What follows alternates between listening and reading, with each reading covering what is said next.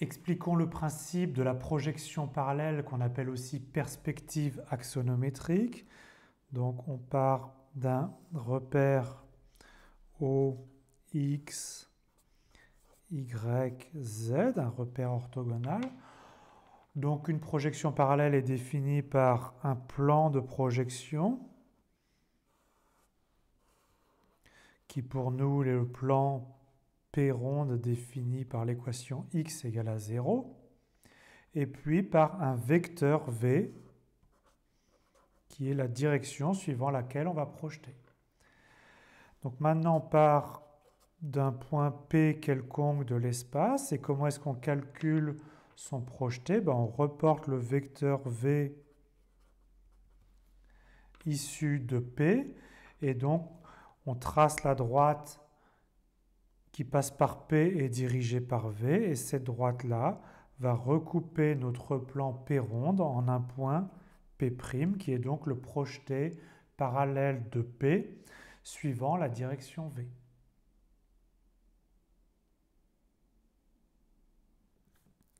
Je vous montre différentes projections d'un cube obtenues donc par une projection parallèle sur un plan. Alors, la projection parallèle est utilisée en dessin technique, en infographie, en architecture, parce que, encore une fois, quand on éloigne l'objet du plan de projection, les dimensions des arêtes projetées restent les mêmes. Alors, par contre, on ne reconnaît pas toujours un cube comme on s'attendrait à le retrouver, parce que vous allez voir que dans une perspective parallèle, on a des choix d'angle, alpha et bêta, et donc, suivant les choix, on obtient des projections plus ou moins naturelles. Et puis, on a des paramètres d'échelle, un paramètre pour chaque axe, et ça peut déformer beaucoup notre projection du cube.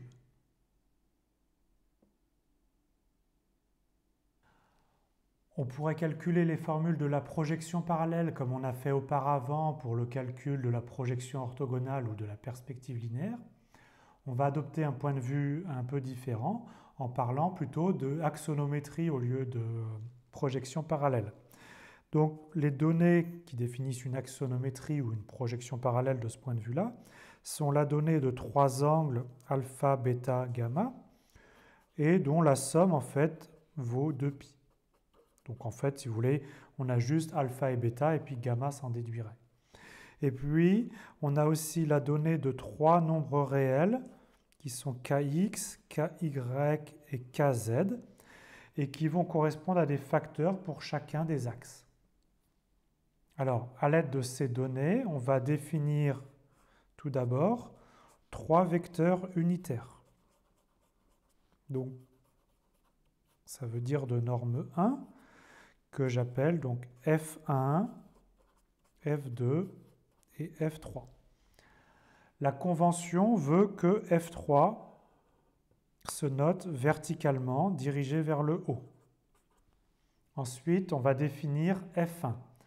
F1, c'est donc un vecteur unitaire, donc la même norme que le précédent, et qui forme un angle alpha avec le vecteur F3 qui est vertical. Plus précisément, ça forme un angle moins alpha, donc il se situe sur la gauche.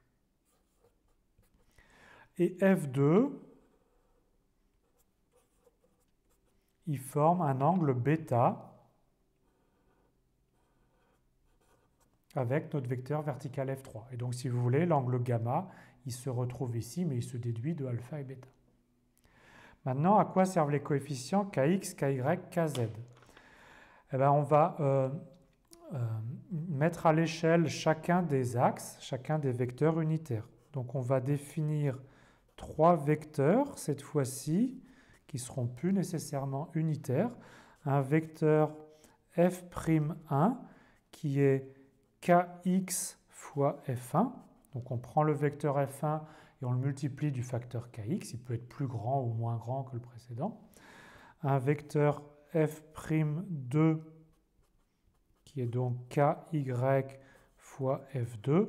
Et bien sûr, f'3, c'est kz fois f3.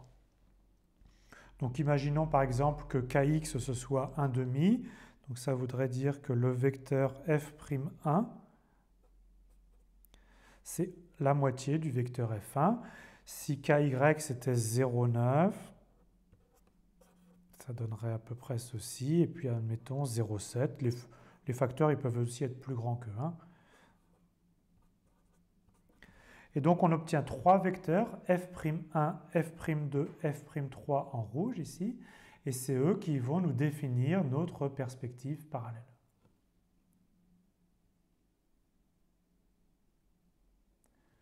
Alors vous allez me dire qu'avec les données d'une axonométrie, on ne voit pas du tout de projection parallèle. Je vais vous montrer comment ça apparaît naturellement. Donc on a nos trois vecteurs unitaires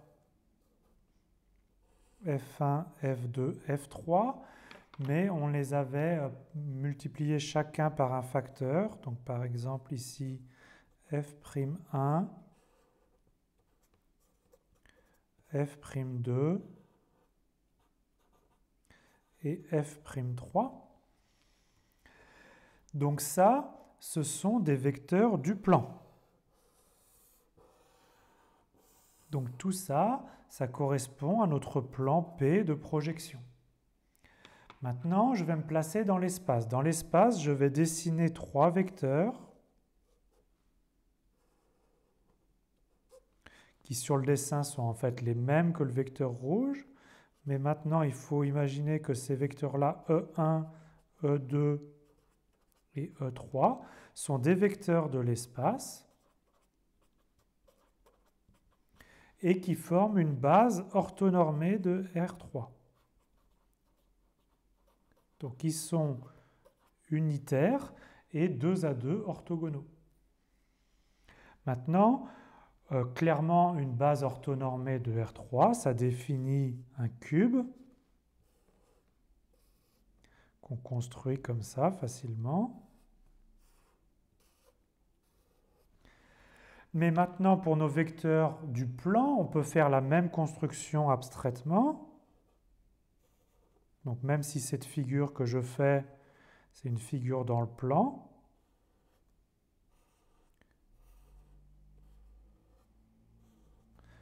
c'est bien la projection d'un cube. Et c'est la projection de quel cube? C'est la projection de ce cube-là, un cube de l'espace, projeté sur une figure plane. Et donc on voit facilement apparaître la projection parallèle. Ce point-là, il se projette sur celui-là. Ce point-là, il se projette sur celui-là, etc. Ce point-là, il se projette sur celui-là. Et donc, vous voyez votre vecteur de projection, votre direction de la projection parallèle, elle est clairement visible sur ce dessin.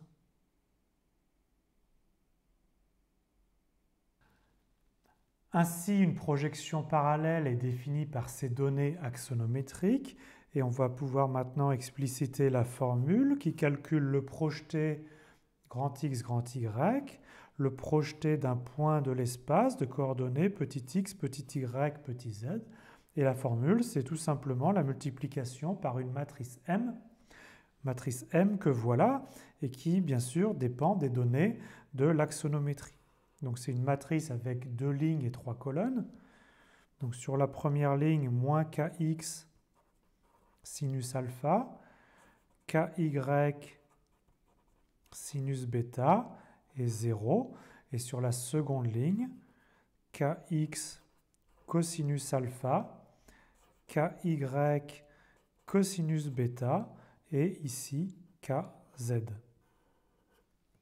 Donc voici les formules de la projection parallèle.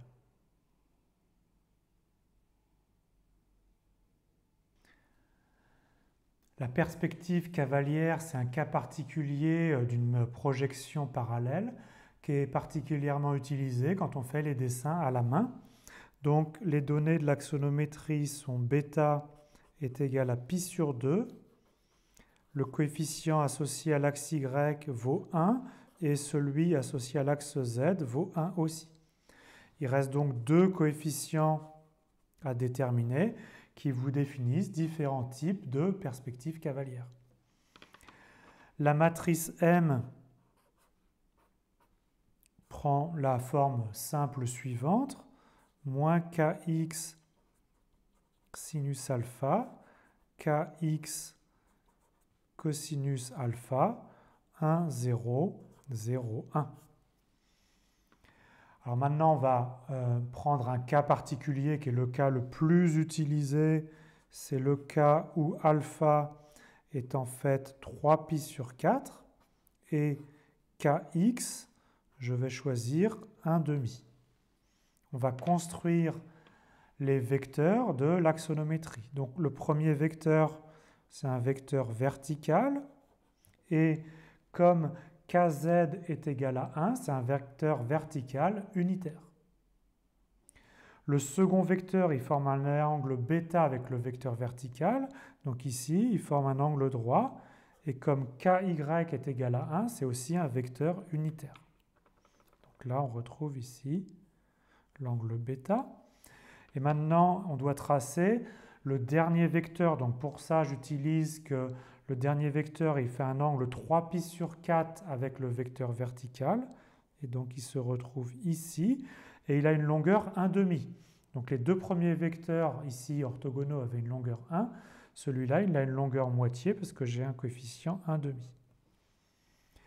Et maintenant, quelle est l'image du cube unité dans ma perspective cavalière? Tout simplement,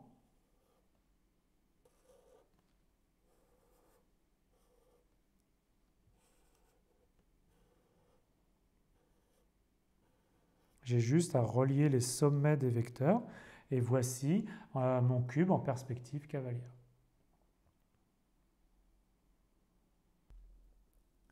Voici un cube obtenu par la perspective cavalière la plus utilisée, c'est celle où alpha est égal à 3π sur 4 et le facteur kx lié à l'axe x vaut 1/2. Donc on obtient un cube qui nous semble bien naturel.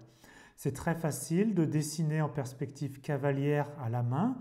Donc si vous avez un point x, y, z, les coordonnées y et z sont inchangées et la coordonnée x, et donc vous lui appliquez un facteur 1/2. Il y a une autre perspective cavalière qui est utilisée en dessin technique. C'est toujours avec l'angle alpha égale 3π sur 4, mais cette fois-ci, le facteur kx, c'est 1. C'est le même facteur pour chacun des axes. Alors, l'aspect du cube projeté est un peu moins naturel, mais c'est utile parce qu'à partir du dessin, on retrouve facilement les longueurs sur les axes des coordonnées.